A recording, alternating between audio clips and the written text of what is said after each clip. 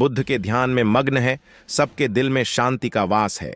तभी तो यह बुद्ध पूर्णिमा सबके लिए इतनी खास है।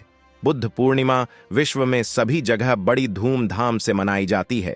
मिलिंद बुद्ध विहार, दक्षिणपुरी सेक्टर 6, डॉक्टर अंबेडकर नगर, नई दिल्ली में विचार गोष्ठी। मुख्य अतिथि अधिवक्ता डॉक्टर AR जोशी, राष्ट्रीय मुख्य सचेतक समता सैनिक दल। अतिथि अधिवक्ता सिद्धांत Gautam BK, Jatav Vijendra Singh, OP Gautam, Vimlesh Gautam, Priyanka Paswan.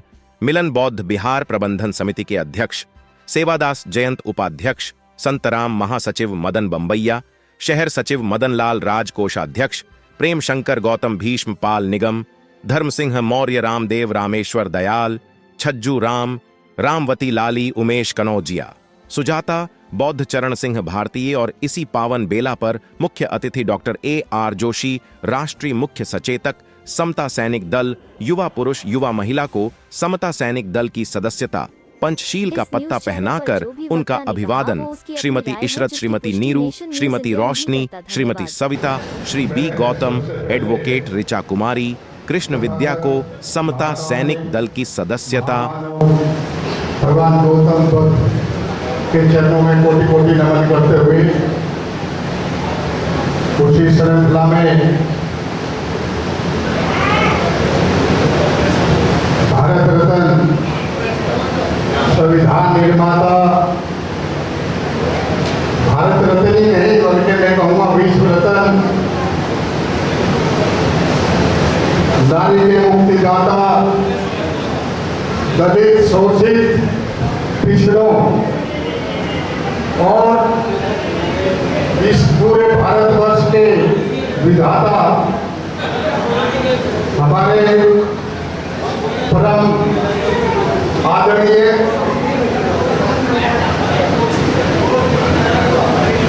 Baba Saheb doctor BR Ambedkar के चरणों में नमन करते हुए मंच पर विराजमान भिक्षु संघ और जितने श्रद्धेय साथी, यहाँ की पूरी टीम, मंच पर साथी, हमारे अध्यक्ष जी मोतीराम छंदवाड़ा जी, एडवोकेट सिद्धांत गौतम जी दिखाई दे रहे हैं क्या?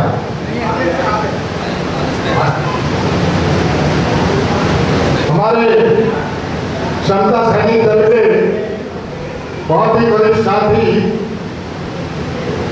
और राष्ट्रीय सचेतक भाई OP गौतम जी, BK जाटव जी, मास्टर विजेंद्र जी और बहुत ही समता सैनिक दल को साउथ दिल्ली में स्थापित करने वाले मेरे छोटे भाई गुरुचंद जी, जो राष्ट्रीय अध्यक्ष भी रहे समता सैनिक दल के और आज बहुत ही सीनियर सचेतक साथी है, हमारे बीच में है। हमारे बीच में मास्टर शिवचरण बोध जी, राजेश कुमारी जी, प्रियंका पासवान जी, विमलेश गौतम जी और मंच का संचालन कर रहे श्रद्धेय नेपाल सिंह जी, उपासक राजपाल सिंह जी, भूपेंद्र सिंह जी, उपासक रतन कुमार जी, उपासक जयपाल सिंह जी, उपासक माननीय रामचंद्र जी, उपासक NB गौतम जी, बौद्धाचार्य बलखान सिंह जी, जो अध्यक्ष हैं बुद्धिस्ट सोसाइटी ऑफ इंडिया दक्षिण दिल्ली के। और आज का जो जितना भी ये प्रोग्राम है, जो मिलिंद बुद्ध विहार प्रबंधक कमेटी जिसके अध्यक्ष हमारे श्रद्धेय सेवादास जयंती, उपाध्यक्ष संतराम जी, महासचिव मदनलाल भैया जी, सह सचिव मदनलाल राज जी और कोषाध्यक्ष प्रेम शंकर गौतम जी, भीषण पाल जी, धर्म सिंह मौर्य जी, रामदेव जी, रामेश्वर दयाल जी, छज्जूराम जी, राम गोपाल जी, निरंजन सिंह जी, लक्ष्मी नारायण जी, रामवती जी, लाली जी, उमेश कन्नौजिया जी और उपासक सुजाता भोज जी, चरण सिंह भारती जी। आज इन सभी साथियों ने मिलकर कर जो एक पूरे समाज में, पूरे संसार में और पूरे भारतवर्ष में ही नहीं, पूरे संसार में जो महामानव का जन्म दिन मनाया जाता है, उनका असली जो जन्मदिन है वो 23 मई का था। लेकिन आज चूंकि आज का दिन आप सभी के लिए बड़ा उपयुक्त था, भाई आप जरा ध्यान में ऐसा नहीं, गौतम जी हमेशा बात मत करिए, जो आज का स्पेशल दिन चुना आपने, चूंकि सभी के लिए सुविधा का दिन था। आज हम महामानव की 2568वीं जन्म शताब्दी मना रहे हैं।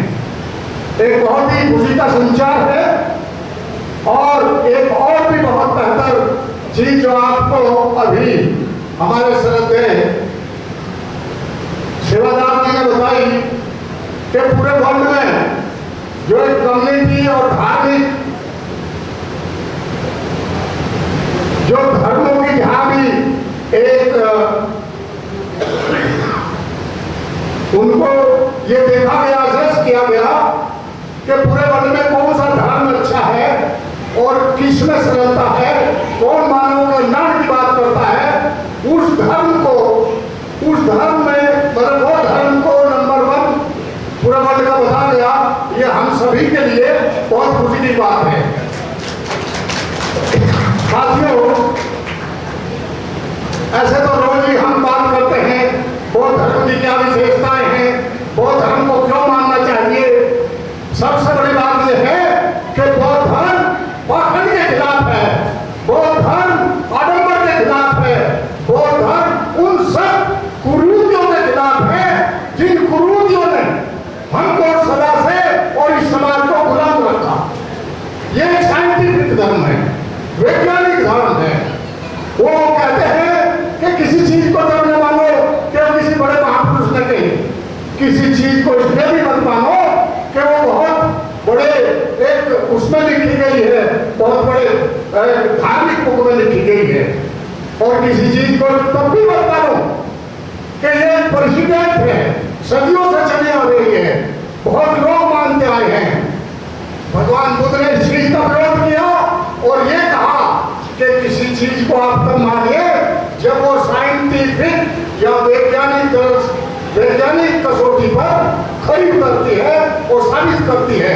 जैसे कि सूर्य जो है पूरब से निकलता है और वो रोज निकलता है और पश्चिम में छिपता है, ये सत्य है, ये चीज हमें माननी है।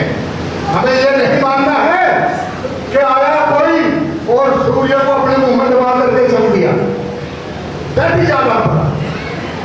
तो ये जो चीजें हैं हमें एक बहुत ही वैज्ञानिक सोच रखनी है, पॉजिटिव सोच रखनी है। इसमें जो 30 मिनट का पाठ है 3 बातों का, उसको ध्यान रखना है। हमारा जो पंचशील पर आधारित है, एक पूरा का पूरा धर्म पंचशील पर आधारित है। वो पंचशील हमें क्या सिखाता है, हमें उनको ग्रहण करना चाहिए। पंचशील हमें कहता है झूठ ना बोलो, बुराई ना करो, किसी का ये ना करो, व्यभिचार ना करो, आप जो है नशा ना करिए। मैं कहता हूँ पंचशील जिसने अगर अडॉप्ट कर लिया अपने जीवन में, और हमारे इस समाज में कम से कम वो पंचशील को हम माने, और जो पंचशील को मानेगा मैं समझता हूँ कि समाज की जो बहुत सी छोटी छोटी बुराइयां जिससे आज की जनरेशन ये लिप्त होकर के और अपने रास्ते से भटक रही है, अगर हर घर में हम पंचशील की बातें करेंगे तो सेकेंडली आने वाली जनरेशन और जो हमारे आने वाला जो आगे जनरेशन है वो बढ़िया होगी, अच्छे संस्कार उनमें आएंगे और उनमें शिक्षाओं का संचालन होगा, ज्ञान होगा। संत साथियों,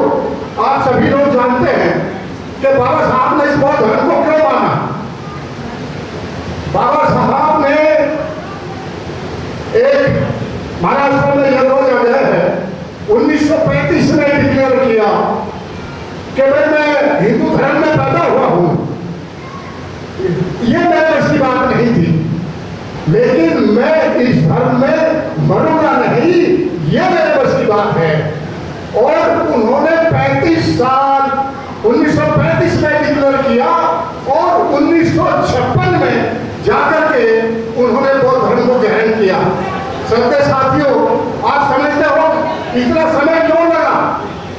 21 वर्ष कुछ महीने इसलिए लगा कि he wanted to study each and every religion. वो हर धर्म को स्टडी करना चाहते थे और ये मानते थे कि मैं जब भी कोई धर्म को अडॉप्ट करूंगा या अपने समाज को उसको अडॉप्ट करने के लिए कहूंगा तो कम से कम उसमें कितनी अच्छाई कितनी बुराई पहले मैं उसको स्टडी करने के बाद तब मैं उनको रास्ता दूंगा। उन्होंने सभी धर्मों की स्टडी की, मुस्लिम धर्म की भी स्टडी की, उन्होंने सिख धर्म की स्टडी की, जैन धर्म की स्टडी की और क्रिश्चियनिटी की भी स्टडी की। लेकिन उन्होंने फाइनली और बाद में ये देखा कि केवल वो धर्म ही एक वो धर्म है जहां एक तूफान, झूठ, आडंबर, पाखंड और इससे जो एक तर्क पर आधारित धर्म है, जो एक वैज्ञानिक दृष्टि से आधारित है, जो केवल किसी चीज को, जो सत्य चीज को मानते हैं उस पर आधारित है, वो ही मैं अपनाऊंगा। तो ये देखते हुए उन्होंने 14 अक्टूबर 1956 को एक इतिहास रचा और बौद्ध धर्म मेरे ख्याल 10 लाख से ज्यादा अनुयायी है और 600 करीब कास्ट के लोगों ने 6000 ही कहूँगा मैं तो, चुके SC ST जब उन्होंने बनाया तो उसमें इतनी कास्ट जो है सम्मिलित थी। उन सब लोगों ने मिलकर बौद्ध धर्म को जो है अख्तियार किया। तो वो अलग बात है कि आज के परिप्रेक्ष्य में अगर हम देखें तो ये धर्म केवल एक सेक्शन ऑफ द कास्ट से जुड़ के रह गया और बाकी लोगों ने इसका उस तरह से अनुकरण या उसका पालन नहीं किया, उसको अडॉप्ट नहीं किया जैसे बाबा साहब ने कभी उम्मीद की थी। साथियों, मैं बोलना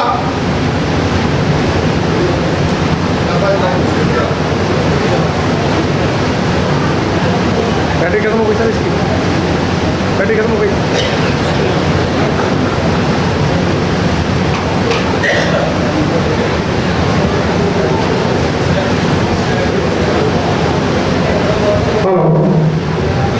साथियों, धर्म एक ऐसा सब्जेक्ट है कि इस पर कई दिन और कई महीने बोला जा सकता है। केवल हमें इतना जान लेना है कि हमारे जो पास्ट में, जो भूत में हमें गुमराह किया, उस गुमराह से निकल के और हमें ये जो वैज्ञानिक धर्म है इसको अपनाना है। यदि हम सही माने में बाबा साहब को मानते हैं तो उनकी कही हुई बातें भी हमें माननी पड़ेगी और माननी चाहिए। अन्यथा बाबा साहब का नाम लेना भी मैं समझता हूँ कि फिर कहीं ना कहीं हम उनके नाम से भी बेईमानी करते हैं। साथियों, बाबा साहब ने इस सामाजिक परिवर्तन की लड़ाई में हमें 3 चीजें दी थी।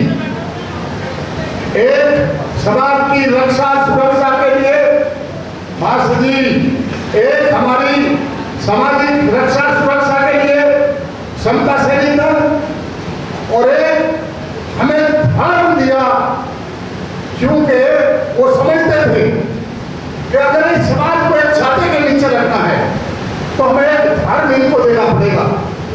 और वो धर्म दिया और उसको चलाने के लिए भारतीय बौद्ध संघ, भारतीय बौद्ध जो है सभा बनाई, भारतीय बौद्ध महासभा। दूसरा एक पॉलिटिकल पार्टी दी। तो मैं समझता हूँ कि 2 चीज तो चल रही है। DSIP काम कर रही है, हालांकि कई घरों में बढ़ चुकी, और समता सैनिक दल भी पूरे राष्ट्र में कार्यरत है। साथियों, चूंकि समाज की रक्षा सुरक्षा के लिए उन्होंने जो एक राष्ट्रीय समता सैनिक दल का जो निर्माण किया था, उन दिनों वो आफत थी कि उनको लोकसभा भी नहीं करने दिया जाता था। ये वॉलंटियर पोस्ट थी जो आज तक चली हुई आ रही है। और आज मैं समझता हूँ आज भी आप लोग रोज देखते हैं किस तरह से एट्रोसिटीज होती है, कैसे हमारे लोगों के साथ बर्ताव होता है। आज 21वीं शताब्दी में भी कोई मूछ रखने के लिए मार दिया जाता है, कोई घोड़ी पर चढ़ कर शादी ले जाए तो मार दिया जाता है, किसी को पढ़ने नहीं दिया जाता, किसी की बहन बेटी की इज्जत ऐसे लूट ली जाती है जैसे मानो वो एक प्रॉपर्टी है।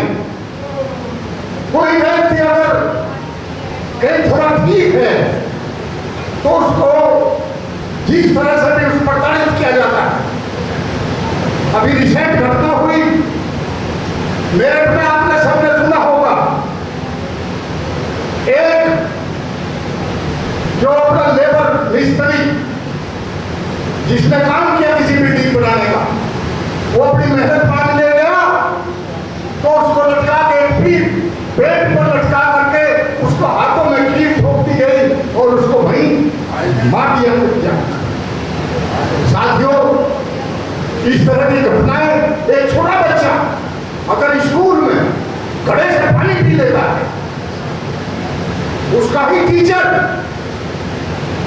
उसको मार देता है, इतने पिटाई करता है वो बच्चा, एक छोटा सा बच्चा 9 साल का बच्चा मृत्यु को प्राप्त हो जाता है।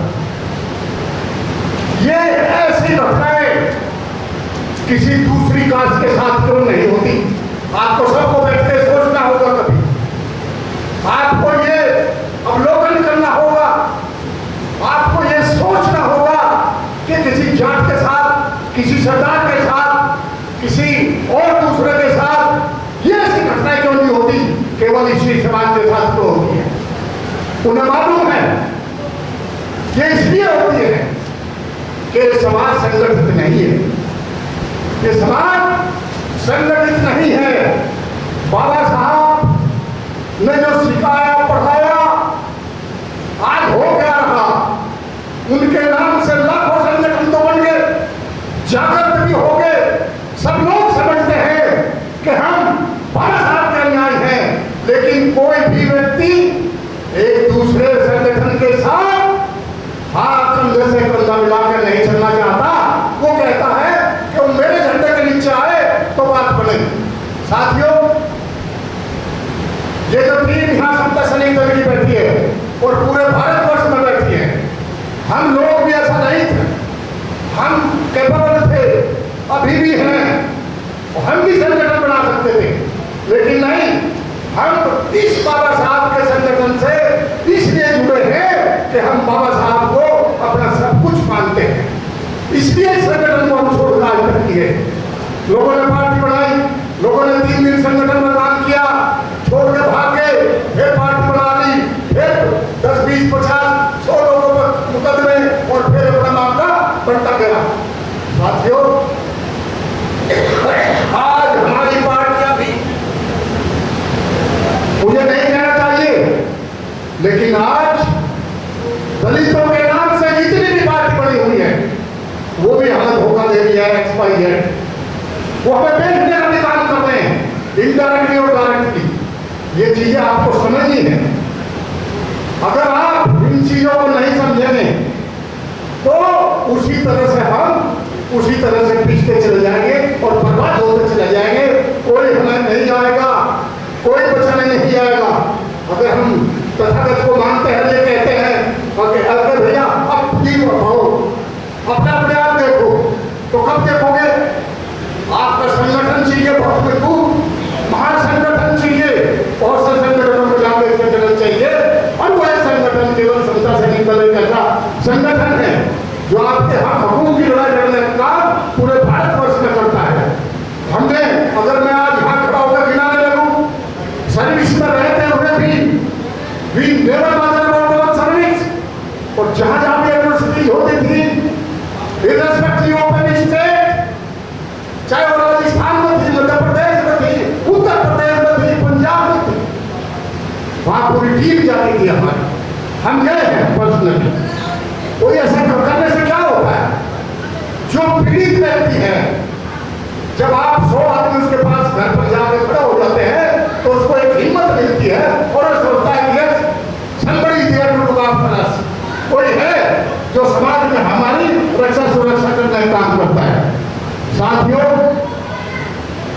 मेरा केवल आपसे अनुरोध है कि आप खंड खंड में विभक्त मत हो जाओ, खंड खंड में विभक्त मत हो जाओ, एक मंच पे आ जाओ। अदरवाइज टाइम इतना गंदा आने वाला है, जिस टाइम को हम इतिहास बताते हैं वो वर्तमान भी हो सकता है यदि हमने अपने को प्रोटेक्ट नहीं किया, अपने समाज को प्रोटेक्ट नहीं किया और हम संगठित नहीं हुए। बाबा साहब ने हमें संविधान दिया, बाबा साहब ने संविधान दिया और देते वक्त ये कहा था कि आज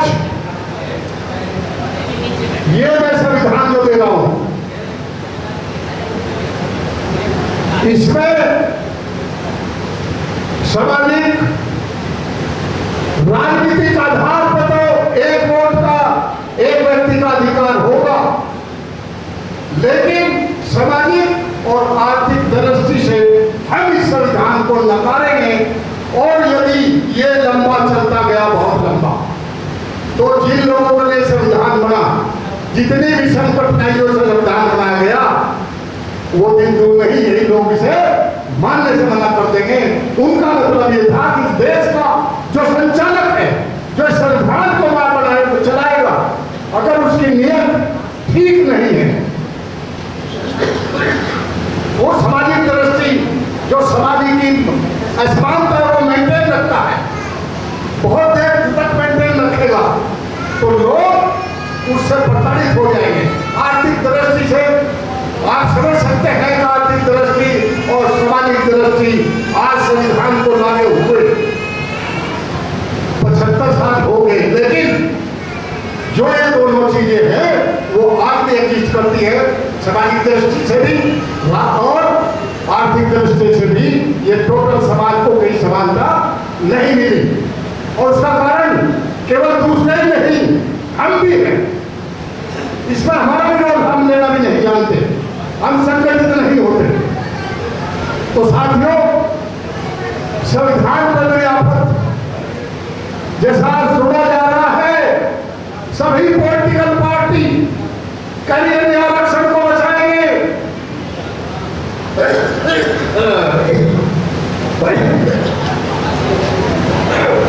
कोई नहीं बचाएगा आरक्षण को, ना किसी ने बचाया।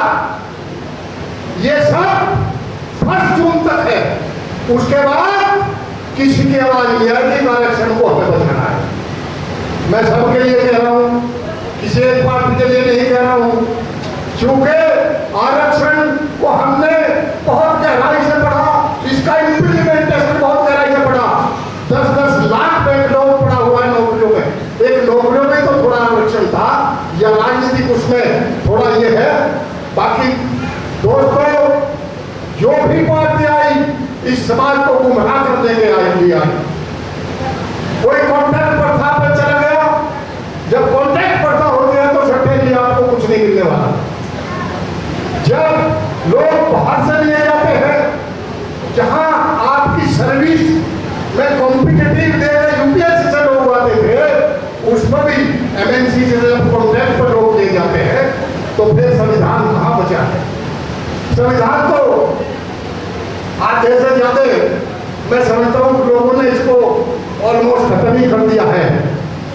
अभी जो थोड़ा बहुत बाकी है, यदि आप लोग संगठित नहीं होते, इसके लिए वर्क नहीं करते, तो ये भी खतरे में हो सकता है साथियों। इसलिए बाबा साहब के नाम से हमने बहुत दुकानें खोल ली। बाबा साहब ये भी रहा, बाबा साहब ने क्या कहा था, नहीं कहा था, इसी पर हम चलते आए। भाई बाबा साहब ने तो जो कहा था अपने टाइम में, तो आज हम यहाँ तक आ गए। हम उस कहे हुए का कितना अनुसरण कर रहे हैं वो भी तो हमें देखना चाहिए। व्हाट वी आर डूइंग वो तो कह दिया हमने, लेकिन इम्प्लीमेंटेशन क्या है, हम उनके लिए क्या कर रहे हैं, आगे हम हमारे क्या कर्तव्य हैं। उन्होंने सब पता हमें जो है कष्ट दे दिया, बोले के अधिकार दे दिए, सब कुछ कर दिया, लेकिन हम क्या कर रहे हैं साथियों? हम केवल ये कर रहे हैं बाबा साहब का नाम लेके एक अलग अलग पार्टी बना करके अलग संगठन बना करके और किसी भी जगह घुस जा रहे हैं, इससे ज्यादा हम कुछ नहीं कर रहे। साथियों, एक नॉन पॉलिटिकल जब तक एक बहुत बड़ा संगठन इस समाज में नहीं होगा, किसी भी पार्टी पर जब तक आपका दबाव ग्रुप नहीं होगा, प्रेशर ग्रुप नहीं होगा, तब तक कोई पार्टी आपकी आवाज सुनने वाली नहीं है। इसलिए मैं रिक्वेस्ट करता हूं इस मंच के माध्यम से आप सभी श्रद्धेय साथियों के समय है, किसी ने क्या था तो आज हम यहां तक पहुंचे। यदि हमने कुछ नहीं किया तो हमारी आने वाली जनरेशन हमको गालियां निकालेगी या भला बुरा कहेगी। इसलिए उस आने वाली जनरेशन के लिए हम भी कुछ करें। इन्हीं शब्दों के साथ मैं आप सभी का बहुत बहुत साधुवाद करते हुए, बहुत बहुत बधाई देते हुए, मेरे ख्याल में इस बहुत बिहार में पहली बार आया हूँ। जब ये बंगाला जब तो मैंने दिमाग से नहीं बैठे हंस रहे, लेकिन उन्हें बुला नहीं कभी। एक बार आए थे ऑफिस में, मेरे ख्याल ये 20 साल पुरानी बात है। तो फिर आएगी तो हमारा भी आना हुआ। अब सेवादार जी ने याद किया, कहाँ गए प्रधान जी? तो हमने कहा भाई ठीक है, आ जाते हैं समय निकाल के, जैसा भी होगा। जो भी हमसे मदद होगी ऑन बिहाफ ऑफ द संघ सैनिक दल के बिहाफ पे, इनकी व्यक्तिगत भी, तो आप बिल्कुल जो है आपका स्वागत है। लेकिन साथियों, हमारे जो विचार है, मैं जो कहना चाहता हूँ, इतनी बड़ी कॉलोनी अम्बेडकर नगर के सब बिहार मुझे बताओ, अगर आप एक आवाज लगाओगे क्या 500 आदमी इकट्ठे हो सकते हैं? नहीं होते नहीं।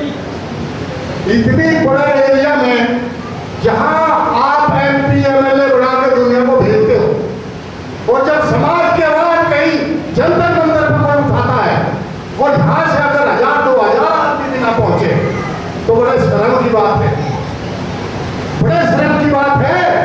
आप कोई पार्टी वाला बुलाता है, भाग लेते हो, और जब आपके समाज की कोई बात होती है आप कोई नहीं जाते। इसलिए इस बात पर भी आप थोड़ा सा ध्यान देने का कष्ट करें। मैंने बहुत समय आपका लिया, उसके लिए बहुत बहुत आपका साधुवाद, धन्यवाद। और बहुत संघ के लिए भी हमारे बहुत भिक्षुक हैं। ये देखो बहुत युवा अवस्था में आ गए हैं। ये जो अवस्था है, यहाँ से जब जाएंगे तो सर्टेनली ये बहुत बढ़िया संदेश जाएगा धर्म का। नहीं तो आज तक होता रहा कि 65 साल में आदमी रिटायर होता है और अपना ये पहन लेता है जी अपना जीवन, और बाद में एक और बिहार का मठाधीश हो जाता है। और उसी तरह जो पंडित एक मंदिर को घेर कर बैठ जाते हैं, वैसा ही करता है समाज में। फिर वो क्या करते हैं, अरे यार सेवादार जी को क्यों बना दिया, इस बार आप प्रधान बनना। तो प्रजा संगठन के वहां इलेक्शन होता है। साथियों, मुझे कहने में बुराई नहीं है, हमने बहुत बिहार बनवाए, जनता पार्टी, और यहाँ भी देख रहे हैं। बाबा साहब ने धर्म इसलिए दिया था कि आप एक छतरी के नीचे इकट्ठे हो जाए। हो क्या रहा, ये संगठन की जब चुनाव होता है उसमें समाज सारा बटा नजर आता है। तो मैं अपने जो बहुत भिक्षु हैं उनसे भी हमेशा गुजारिश करता हूँ कि आप घर घर जाकर के बहुत धर्म का काम करें, समाज को इकट्ठा और संगठन करने का काम करें, बजाय इसके कि आप दो आदमियों को पकड़ कहते हैं कहिए प्रधान ठीक इस बात चेंज कर दो। धन्यवाद साथियों, आपने बहुत सुना मुझे, और बहुत बहुत साधुवाद, बहुत बहुत साधुवाद, धन्यवाद। मैं 2 नारे लगाऊंगा, आप बोलना। जय भीम, जय भीम, जय भारत, जय भारत।